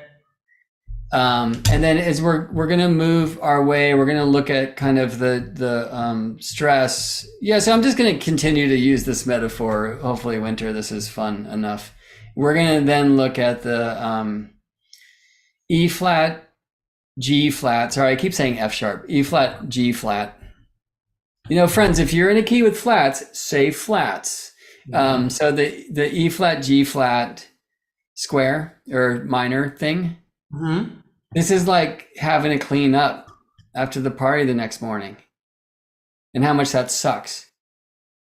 Especially because there's like a few folks in your crew who are just generally like disrespectful and could help out more. And we've been doing this for years and we should know better. You know what I'm saying? But it's not like you're going to tell them. Yeah. But then you're kind of hung up of like, I wish I could tell them, right? And so there's this image of like trying to build that neighbor within, right? So the wise elder who knows when to like call it quits and like learns like a way where we just have to like set up solid boundaries. And if I can't do that myself because I don't want to kick my friends out of my party, I just have the neighbor come in. But eventually, like I just develop that voice in me. Like that's the goal of this story. I like that. Right? I like that. Build By the way, a wise neighbor elder voice. And my car just had a flat the other day. I had to get new tires. So. Bummer. And somehow put a flat tire car in the whole thing. Well, actually, let's do that one. So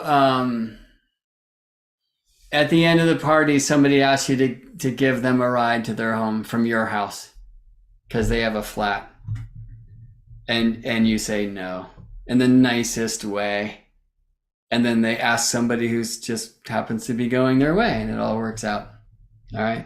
That's the name of the song. Like choose less words, maybe. We're going to resolve to the E flat. And like resolve to like E flat minor. Right, but E flat minor in like its most beautiful, balanced expression. And you know, I love just musically, so I'll try to speak this astrologically, friends, too, that like a minor triad is a major and a minor, and a minor triad's a minor and a major, right? And somehow this thing, it's like you're really again kind of like as you teased that G flat, B flat major triad before. Or not triad, sorry, interval before, like that becomes very pronounced in this E flat minor that you resolve to. Does that make sense? Yep, gotcha. Yeah, friends, there's a really cool benefit about being able to do this live with Erik. Like I have to do less music, and Erik's not gonna be able to record all of it. We're not getting the amazing studio sound of his Steinway Grand that we usually get. Like people will know when they get these soul songs, they also sound like pristine and epic and super beautiful. But the nice thing is like I'm able to give Erik like a lot more kind of instruction and talk through and stuff. Oh yeah, this is different in a cool way. I love it. Yeah, we should maybe just start doing this.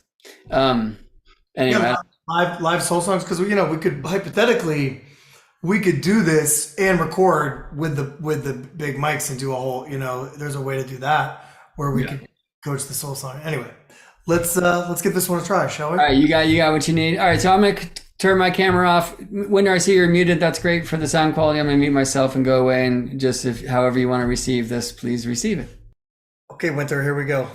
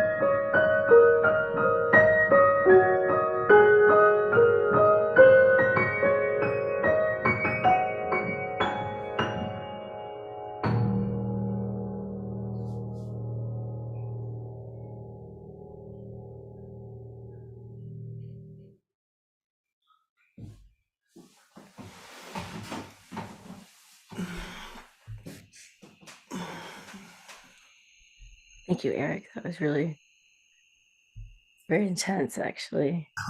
Welcome. Magical. Thank you. I could feel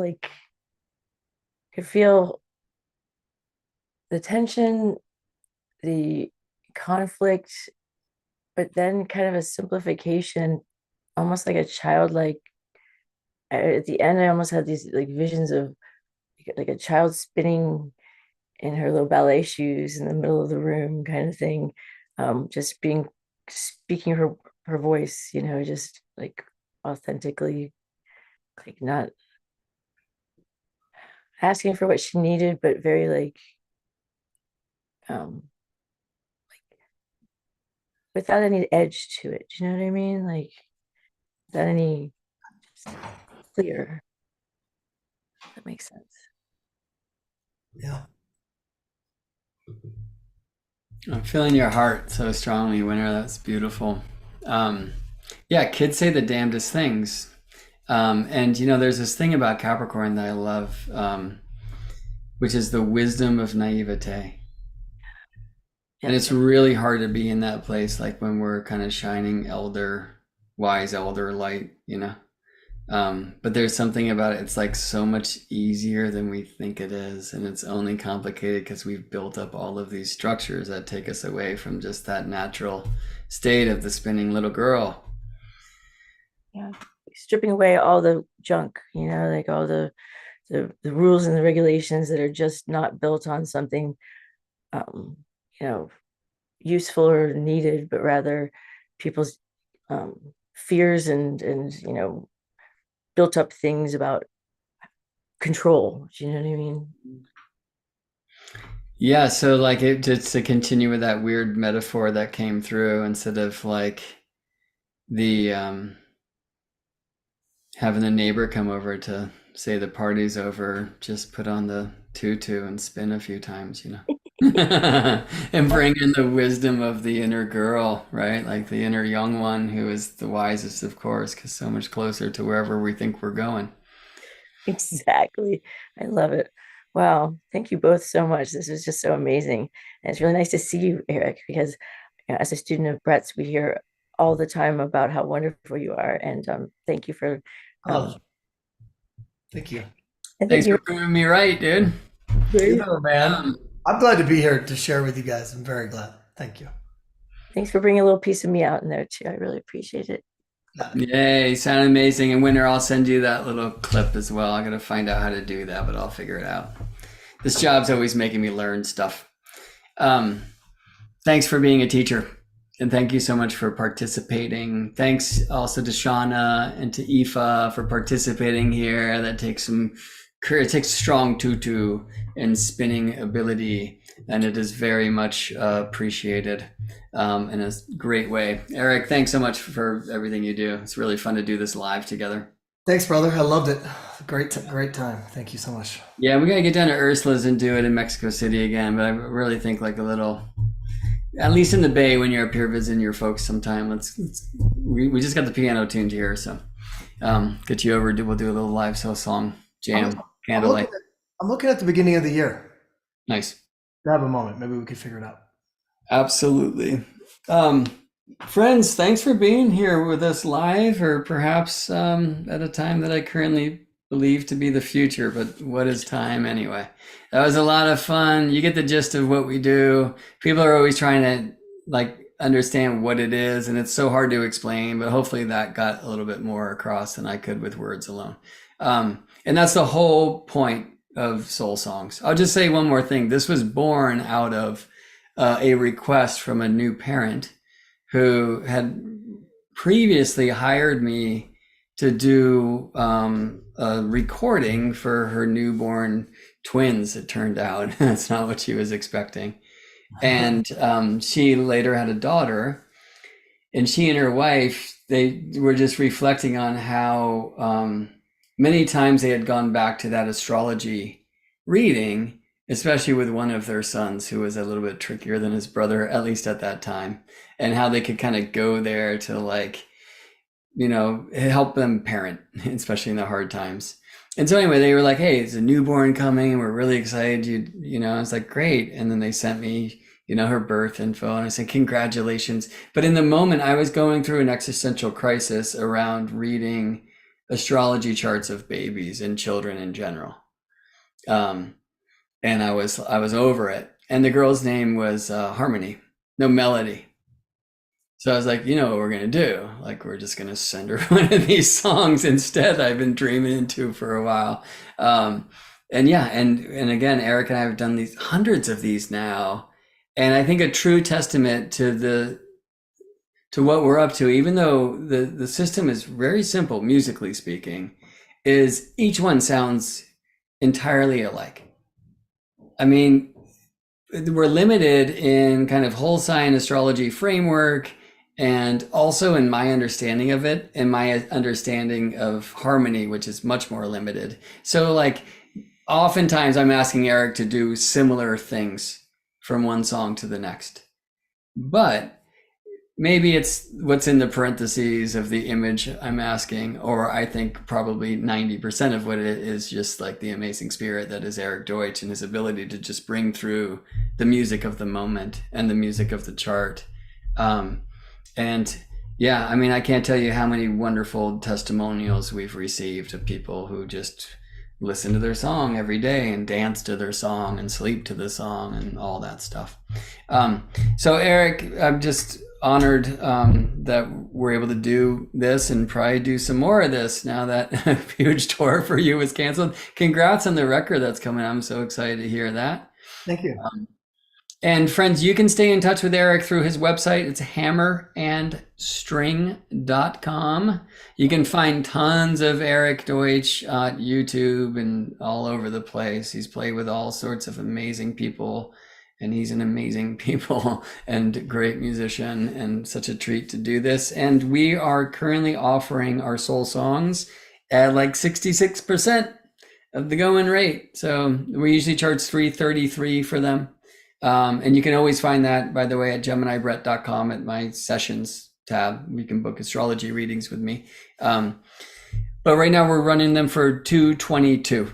So I just put a link in the chat for those of you who are here on live in the Zoom video. I also did it at the live stream at YouTube. I will also put it in the descriptions of this YouTube video. At some point it won't work anymore. That's January 1st. And I can't say we're going to be able to deliver by January 1st because you just heard Erik's going to be touring around playing in Paris and stuff. But we should be able to get 12 to 20 done before the holy days coming if you want to do this for a gift. Understand more about your cat who just transcended to the heavens. We've done all sorts of great ones. We've done wedding charts. We've done Davison relationship charts for people. Like there's all sorts of things. So if you want to understand more about like the potential, you can reach out to me and ask more about that. I'm at GeminiBrett.com. Erik's at hammerandstring.com. And the link is, I got to put it here so I can read it. It's GeminiBrett.com/song23. That used to go to a donate page for this gathering here. Thanks to so many of you who used it for that purpose. We really appreciate the support. And now it will go to a discounted page to do a soul song for $222 if you'd like. by January 1st, it won't work anymore.